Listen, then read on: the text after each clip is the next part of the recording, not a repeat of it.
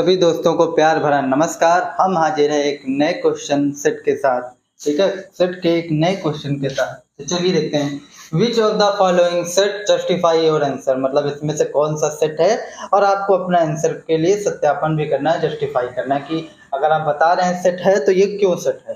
ठीक है, तो चलिए सॉल्यूशन करते हैं हम लोग इसका। तो फर्स्ट नंबर की अगर बात की जाए, अ collection of all natural number less than 50। तो अगर collection of all natural number तो 1 से लेके कहाँ तक जाएगा, 49 तक जाएगा, क्योंकि बोला है less than 50।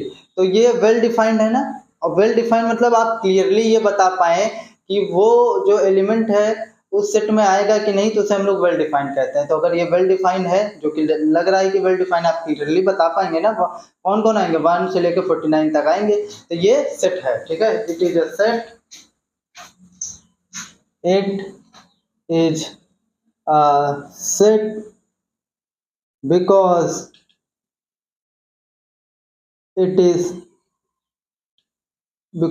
it is collection of well defined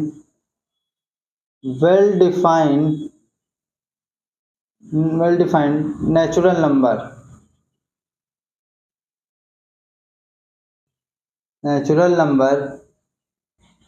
less than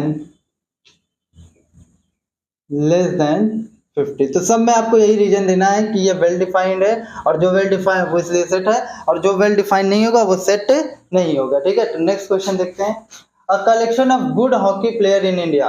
अब ये कोई आपका कैरेक्टर पर बात आ गई, मतलब अगर जो कैरेक्टरिस्टिक पर बात आती है, गुड पे बात आती है, तो उस पर हम लोग सेट को डिफाइन नहीं करते, ये आपका वेल डिफाइंड नहीं होता।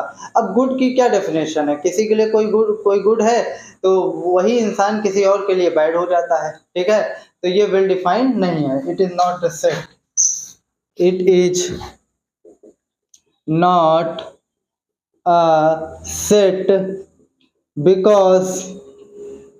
because it is not well defined।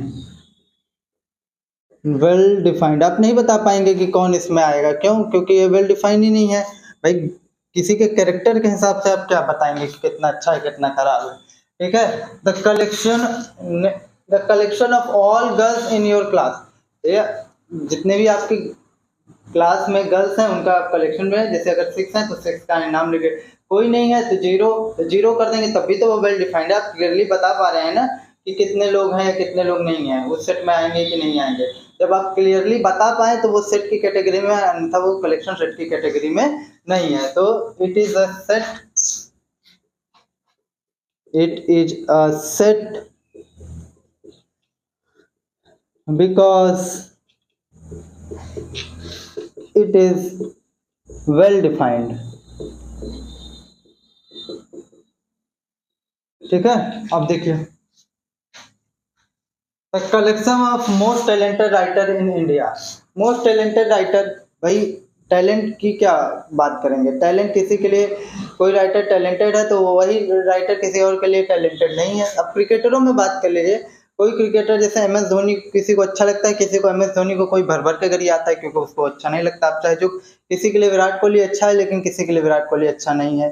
तो टैलेंट की उसी तरीके से अगर टैलेंट की परिभाषा बोले या डेफिनेशन बोले, तो टैलेंट की परिभाषा कोई वेल डिफाइंड परिभाषा या डेफिनेशन नहीं है। क्यों?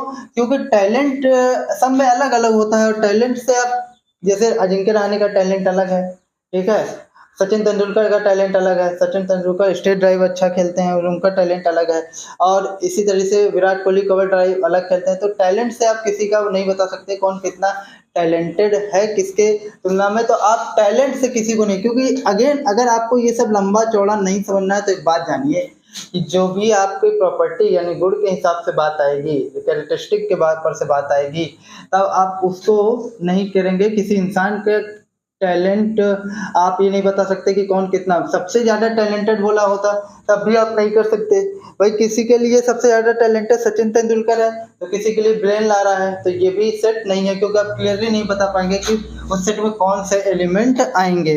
ठीक है, आप बताएंगे it is not set, it is not set, वही कहानी, because it is not well defined. ठीक है, 5th नंबर पे आइए, the collection of difficult topics in mathematics. अब डिफिकल्ट टॉपिक किसी के लिए पूरी बुक ही इजी होती है, किसी के लिए पहला टॉपिक ही डिफिकल्ट हो जाता है, किसी के लिए तीसरा टॉपिक डिफिकल्ट होता है, तो ये भी कोई वेल डिफाइंड नहीं है। तो आप क्लियरली ये नहीं बता पाएंगे कि इस सेट में कौन से एलिमेंट आएंगे। किसी को एडिशन में ही प्रॉब्लम हो जाती है, किसी के लिए वो बहुत ईजी है, तो आप क्लियरली बता पाएंगे क्या कौन सा डिफिकल्ट है। डिफिकल्ट क्या होता है, जिसकी प्रैक्टिस हमको ज़्यादा हो जाती है वो हमारे लिए डिफिकल्ट नहीं होता, जिसकी प्रैक्टिस कम होती है उसके लिए वो हमारे लिए डिफिकल्ट होता है। तो ये भी आपका वेल डिफाइंड नहीं है। तो यहाँ भी बताएंगे, it is not a set, it is not a set because it is not well defined। अब देखते हैं नेक्स्ट, ये हो गया the collection of all months of a year beginning with letter J. ये सेट है, मतलब आपको उन मंथ्स का कलेक्शन लेना है जिनकी शुरुआत जे लेटर से होती है। कौन से, जनवरी हो जाएगा, जून हो जाएगा, और क्या हो जाएगा, जनवरी, जून, और कोई तो जे से नहीं शुरू होता ना। तो ये वेल डिफाइंड है। तो वेल डिफाइंड आप क्लियरली बता पा रहे हो ना कि उस सेट में आएगा कि नहीं आएगा, कौन कौन एलिमेंट आएंगे, जनवरी और जून। ठीक है, तो ये आपका क्या होगा, सेट होगा। तो हाँ आप बता दीजिए, it is a set, it is a set because it is well defined. ठीक है, अब देखिए, a collection of novel written by Munshi Premchand. भाई मुंशी प्रेमचंद ने जितने नॉवेल लिखे हैं उनको आप बता पाओगे नहीं, इसलिए हो सकता है बहुत ज्यादा लिखे हो, मुझे नहीं पता कितने लिखे हो, लेकिन वो आप वेल डिफाइंड है, आप क्लियरली बता सकते हैं कौन सी नॉवेल उस सेट में आएगी, कौन सी नॉवेल उस सेट में नहीं आएगी। तो ये भी एक सेट है, तो ये भी आपका एक सेट है। तो यहाँ लिख दीजिए,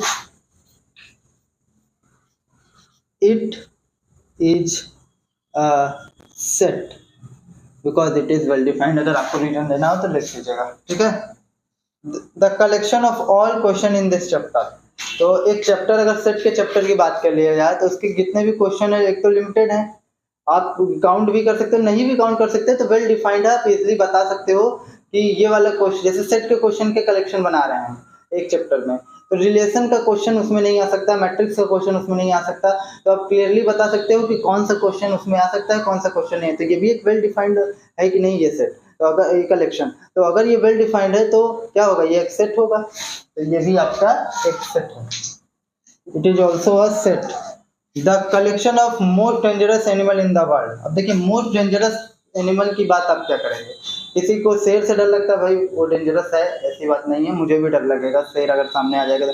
लेकिन कुछ लोग क्या बोलते हैं, कुत्ते के बच्चे से ही डरते हैं, जबकि वो कितना प्यारा होता है। अब मुझे प्यारा लग रहा है लेकिन किसी को प्यारा नहीं, तो ये भी आपका वेल डिफाइंड नहीं है। कुछ लोग सांप, अगर सांप वगैरह की बात करें, एनिमल नहीं है वो, फिर भी एक तरीके से एग्जाम्पल के थ्रू आपको समझा दें कि अगर सांप वगैरह की अगर हम बात करें तो किसी को सांप से बहुत डर लगता है, लेकिन कोई सांप से डर भी नहीं करता, हाथ में लेके खेलते हैं। ठीक है, तो इस तरीके से most dangerous animal well defined नहीं है, इसलिए ये कलेक्शन जो है एक सेट नहीं होगा, तो ये वाला कलेक्शन एक सेट नहीं होगा। ठीक है, the collection of all prime integer. Prime integer को आप बता सकते हैं कौन कौन से, वो प्राइम इंटीजर 2 हो जाएगा, +-2, +-3, +-5, +-7, ये सब प्राइम इंटीजर है, तो ये एक सेट है। ठीक है, वेल डिफाइंड है, इसलिए ये एक सेट है। इस तरीके से आपका ये क्वेश्चन समाप्त होता है। उम्मीद करते हैं वीडियो आपको पसंद आया होगा। अगर पसंद आया तो चैनल को कमेंट, लाइक और सब्सक्राइब कीजिए, और गलती बताइए कि अगर कोई समझाने में कोई गलती हो रही है तो उसे बताइए कि कहाँ पर हो रही है, ताकि मैं नेक्स्ट वीडियो में उसे सुधार लूँ। मिलते हैं आप अगले वीडियो में, तब तक के लिए नमस्कार।